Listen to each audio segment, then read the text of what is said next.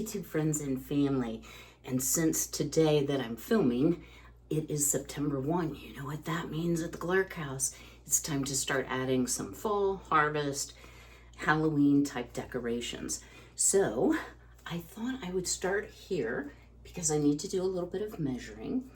So I do have the 2 Tussie Mussies we made hanging up. I'm not sure what wreath I'm going to put here, what decoration, or if I'm going to make something. So this is still blank. Now let me tip you down, and I guess before we go any further, I have a lash appointment today. I struggle with ragweed allergies, and so yesterday was a complete wash with just watery, itchy eyes, and you cannot get your lashes done with your eyes watering because you're not supposed to get them wet, soaking wet for 24 hours. I rub so much that a lot of my lashes are off. I don't have any eye makeup on, so this is just going to be an all-natural September 1, right? So this is the stereo that I grew up with. I don't remember ever not having it. I was pretty little when my mom and dad got it. It is a Zenith. It is hard rock maple. And one of the things about the stereo is it has this chair, well, I don't know what you call it, but like a railing. So I want to make a runner here because we're going to put up some little Halloween or fallish trees. But I don't want it to extend past this. I want it to come in quite a bit. So the first thing I'm going to do is grab a measurement. So it looks like 54 inches finished. And then I don't want it to cover the whole thing. We do have to be careful with the railing here. So maybe 54 by 12 is what we're looking for. So knowing my memory, I better write that down. And then let's head upstairs. Sorry that you have to talk to the headless woman. I have the ironing board set up, and we are going to start stitching a really cute, I'll call it a table runner, to protect this hard rock maple, which is not coated, so you can't set anything wet on it, and I would worry that I would scratch it. It is in amazing shape to be, I'm gonna say, at least 60 years old. That may be a bit of an exaggeration. I know it's well over 50. All right, guys, stay tuned. Uh-oh, here we go. Me and my ring light troubles, right? Oh. Yeah, me and my ring light trouble. I'm not crazy about the design of the clip that holds your camera or your phone on this particular one. And it doesn't seem to want to stay in place, and you try to adjust it, and down it goes. So I'm upstairs on my landing, if nothing looks familiar. So this is where my 3 upstairs bedrooms and 2 baths are. And one of the bedrooms I've turned into a craft room. And y'all excuse my shiny sweat. It has finally cooled down a bit. I think it was in the 80s yesterday. It's supposed to be 86 today, but only 77 tomorrow. So cool is coming. So I always get a lot of questions, y'all. Let's see if I can show you here. Here we go. About my iron. So this is what I would consider to be a professional iron.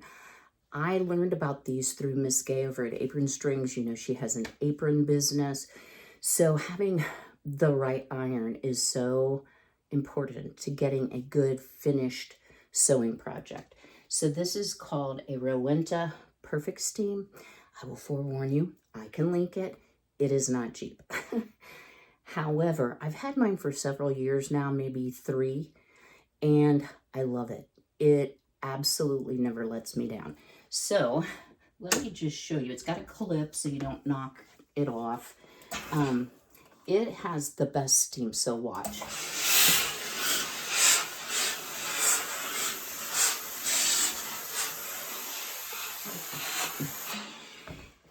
It makes getting the wrinkles out so easy. And it has a fairly large water tank. if I fill it completely to the top, I can usually sew all day if I'm doing orders. When I used to do a lot of canning mats and mitts, I haven't been doing that for the last couple of years. So what I'm going to do is I have these two fabrics I showed when we made our Tussie Mussies. So I have the stripe and I have the pumpkins. And I'm going to get these pressed off. Then we will lay out our fabric with, I think I'm going to put some quilt batting in it. And I'll show you just how fast and easy it is to make your own table runners for pennies on the dollar for some of those holiday high-end stores. All right, stay tuned. All right, y'all. Pay no attention to any mess that you see anywhere. So one of the things that I realized as I was ironing is that even though we measured 54 by 12, I don't have, of these fabrics, a length of 54 inches. I'm going to be limited straight up by the width of the fabric, which I believe is 45 inches. So it may actually be a little bit less than that because of the selvages. So by selvage, I mean this white piece that you're going to want to cut off. So I have here a self-healing cutting mat that hasn't been painted all over. So what I'm going to do is I'm going to measure, so that's 35, and 8 is 43. So I'm going to be limited to a 43-inch length. Is that a problem? It really isn't. What I can do is adjust the placement of the decorative trees and still protect my furniture. That's my major interest. So I said 12 inches wide. Now I usually use a 1/2 inch seam allowance on non-clothing. Clothing usually is a 5/8. So instead of making it 12 inches tall, it will be 13. So that will allow for the seam here and the seam here. And actually we'll have a 42-inch probably finished length, because we're also going to be taking up a 1/2 inch on each side. So instead of 43, it'll be 42. So how I like to cut it, y'all, is I prefer, and this is pretty straight, I prefer to use one of these plastic rulers and a rotary cutter. You get a lot smoother of a cut, I think. You just have to be quite careful when you're cutting to keep your fingers away from the blade and not to cut yourself. The other key piece is you've got to put quite a bit of pressure on the ruler so it doesn't slippy slide and change what you're trying to cut. So I'm just going to start by taking this off. And y'all, I may need a new blade. That may be the issue here, because it didn't cut clean right here. Okay, just one little piece. And a lot of times those woven selvage edges are a lot tougher to cut. So let's see, we said 13. So I am going to line it up at the bottom on the 0 mark, so to speak. And then I will lay the ruler on the 13. Now, because my plastic ruler is not as long or as wide as this is, I can't see where we are here. So usually what I will do, if you can't line it up, I couldn't do that twice if I tried, I'll just pull the fabric back. So I'm actually, could I be any more awkward, guys? I apologize. I'm not trying to show you my hind end. Maybe I'll try this right-handed. Some days you have to figure out which of my hands are the least stiff this morning. That will probably be the most accurate. And just talking about safety, they do sell like a mesh glove, kind of like what people that prep fish would use. So we have our first cut, and then this can be our final. So just keep this part out of the way. I always like to do just a,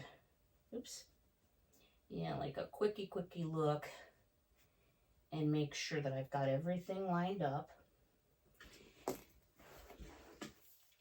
We'll lay it on the 13 again. Of course, we're like a 1/4 of an inch short, but that's okay. And we'll give it a cut. Now, I don't know if y'all just saw that, but this slipped a little bit. So let's get this end back lined up.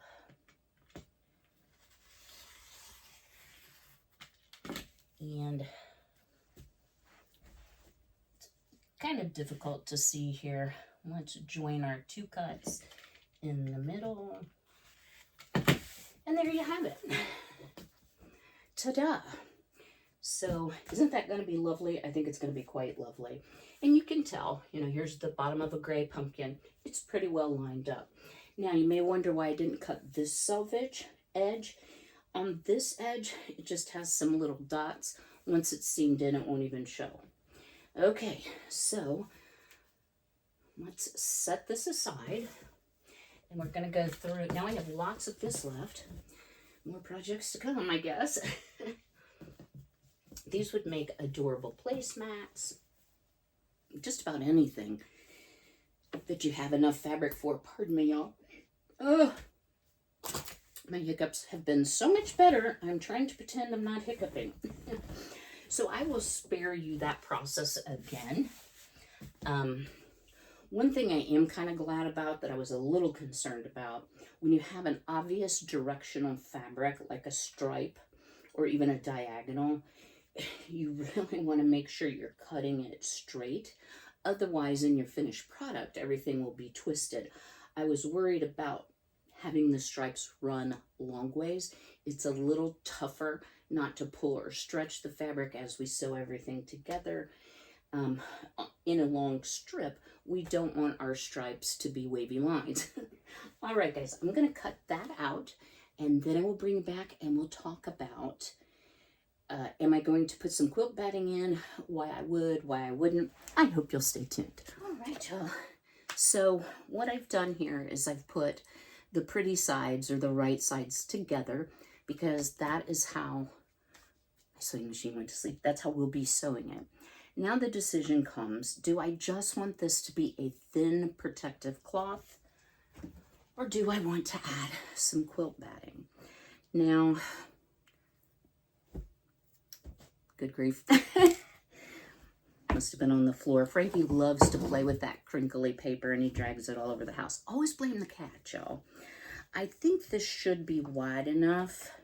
That was my other thought. So let's see.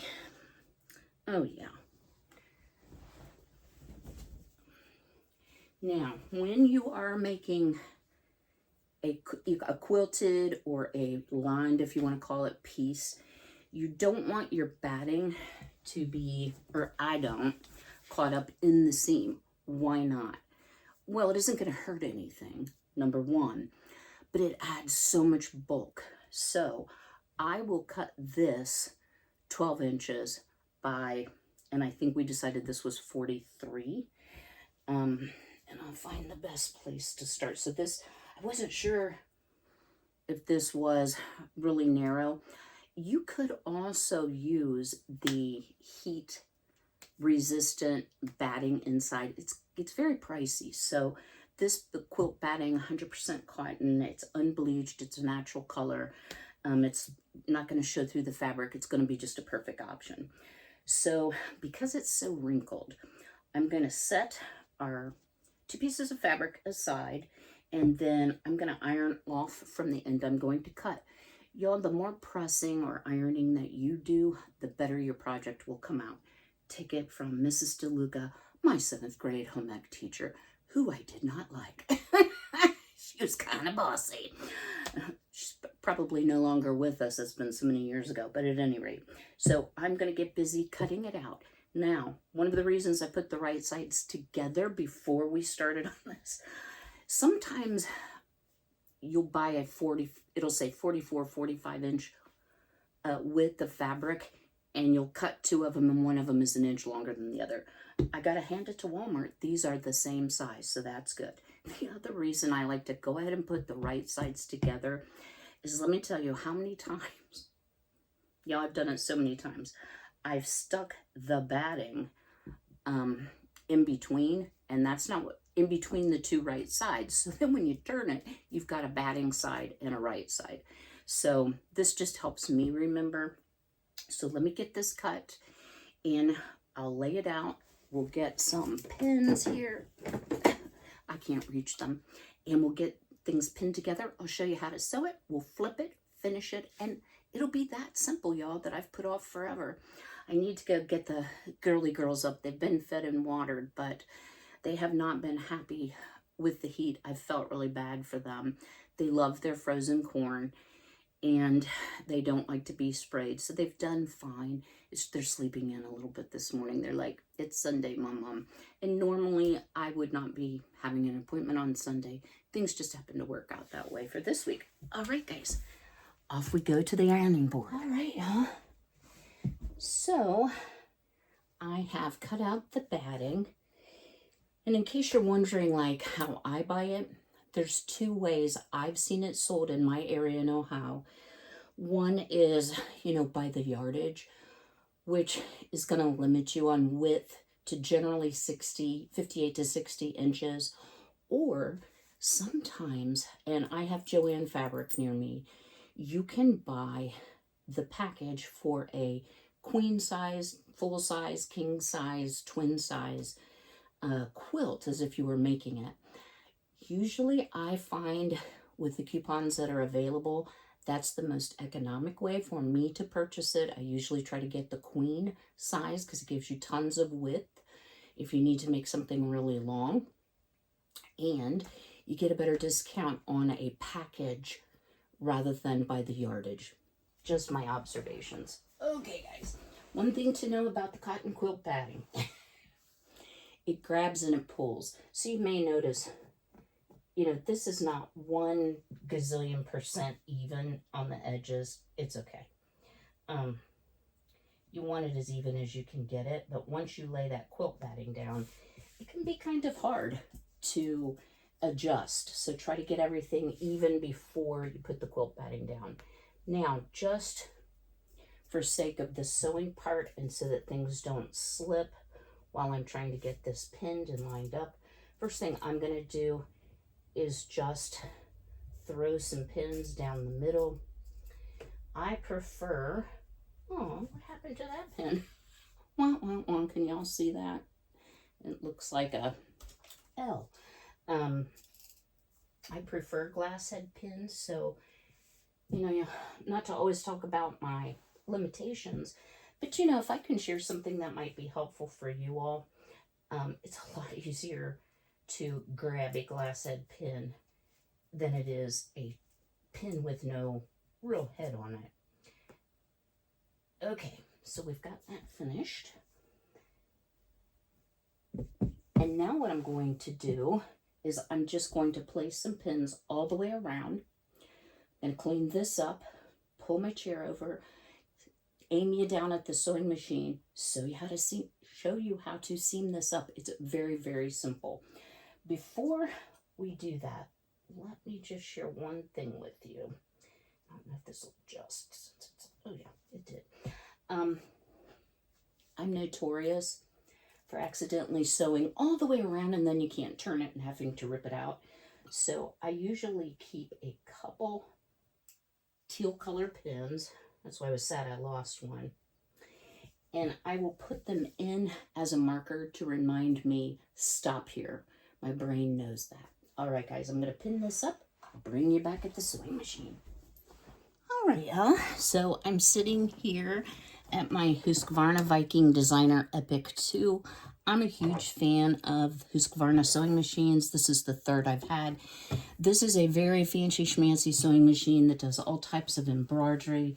It's just a really neat product. I've had it for, I don't know, 4 years maybe. And y'all, I love it. It does not tangle. It's super simple to use. It threads the needle for you, which if you're of that age, you kind of know. So here's our first teal pin. And I am going to go to the 1/2 inch mark, which I doubt y'all can see it because it's really light. I just know because I've done it a million times. I'm going to tell it to keep the needle down. And you can also tell it to fix. In other words, it will knot the thread when you start, as well as, you know, if you want to front stitch and then back stitch. So all I'm going to do, y'all, is this. I'm going to fix it. I'm going to start going forward. I am going to back stitch a little bit. And reason being, y'all, you're going to put quite a bit of pressure on the edges of these seams when we go to flip it right side out. And then around and around we go. If you catch the batting in a little bit, it's totally fine. Where I think it becomes problematic is when you have all that thickness and it just does not want to lay flat at the edges. So how simple is this? So I'll bring you back when we're ready to finish it up. All right, y'all. We did it. So I'm going to tip you down here a little bit. How pretty is this with our festive on the back, which to me, this is more Halloween, the stripe. And then the pumpkins, I think, will go clear through Thanksgiving just by taking down the Halloween decor and putting something different up. So I have turned it right side out. We have this area here that will need to be seamed in. And so what I am going to do, let me grab my pins, is I am going to very carefully press this. So I want to make sure that I don't have a lot of the underneath showing on the top. Spit is optional. And then I am just going to slowly press this out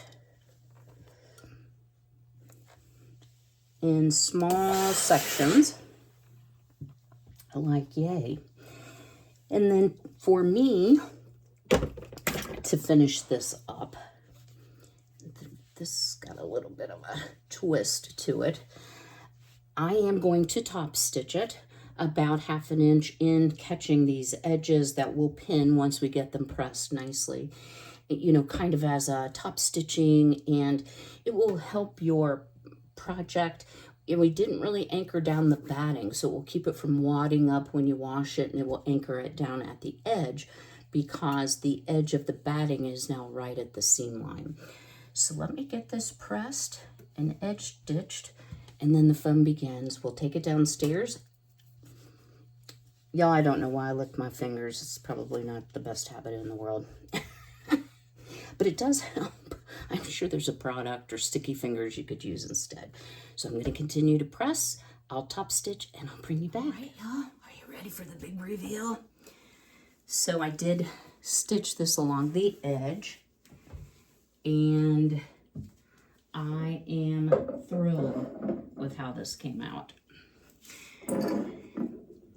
So even though it's shorter than what I'd maybe originally planned, still have room for the vases, shall we say. I've got plenty of room for a couple trees. And, you know, that may affect what I want to put here in the middle because it might get really busy if I put too much. May not put anything there. Or I might have some garland of some sort. So, you know, I know that sewing and some of the crafts are not as popular. Some of you absolutely love them. What I will say is the more skill that you have related to being able to create things, being self-sufficient, I think is very important. And y'all know I'm not a doomsday person, and I'm not a prepper full scale. But y'all, if things don't stop going up, I don't know what I'm going to do. And I say that a little bit tongue-in-cheek. It just seems like everything is going up. $3 here, $5 there. They raised our natural gas minimum. They raised my internet $3. No notice, just raise it. Because I live in a village, if you own a property, whether you occupy it or not, you have to pay for trash service through the village. They contract then out with another company. Quarterly, I have to pay for trash pickup. It maybe has been a whole year. It's been close to a year ago.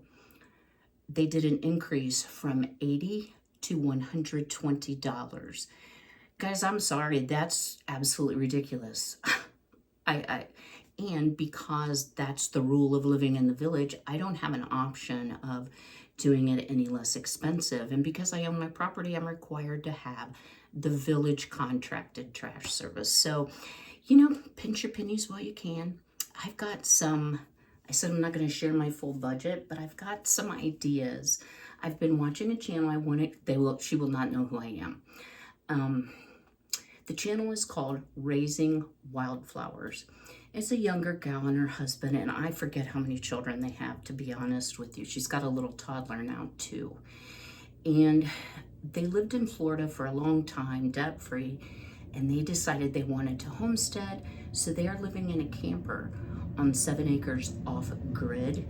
And this gal has some really great suggestions and ways to conserve and ways to entertain her children without spending a lot of money. So if you go over to Raising Wildflowers, tell them Kym from the Wellness Homesteader sent you. She won't know who I am, but that's okay. That way she'll know that somebody's shouting her out. So I will see you all a little bit later in the week. Sorry, the AC just cut on. Y'all, I just went outside and it is so stinking humid still. And I hate to complain because pretty soon we're gonna be like, man, I wish the sun would shine and I'm tired of the snow. And that's part of living in Ohio, but this has been the hottest summer on record and one of the driest on record as well. I did not get any rain that I had hoped for at all this week.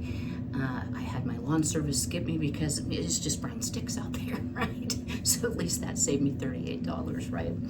So do me a big favor if you would, drop me a comment below.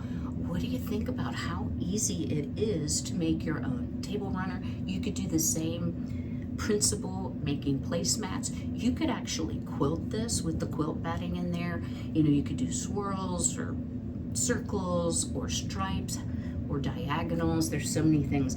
I did not want to quilt it because I didn't want to take away from the pretty pumpkin design. So if you would do me a big favor on your way out, go ahead and smash that like button. And until I see you again, be healthy, be well, be blessed, and take care.